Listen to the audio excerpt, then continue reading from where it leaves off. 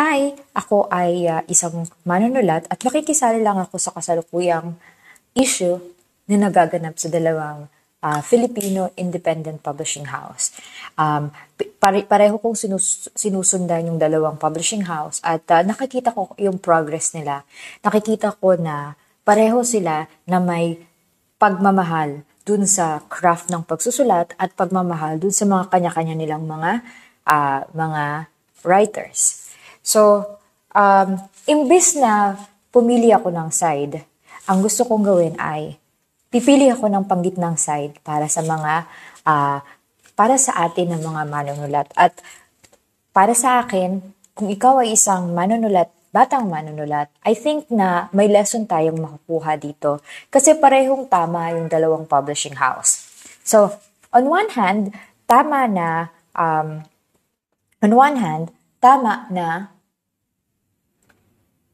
bago ka talaga mag-umpisa, kinakailangan na ayusin mo, linisin mo yung iyong grammar, yung iyong sentence structure, yung iyong pagsusulat. Importante yung foundation na yon para ma-build mo yung brand mo. Subalit, tama rin naman na hindi naman kinakailangan na yung mga nakapag-aral lang ang magsusulat.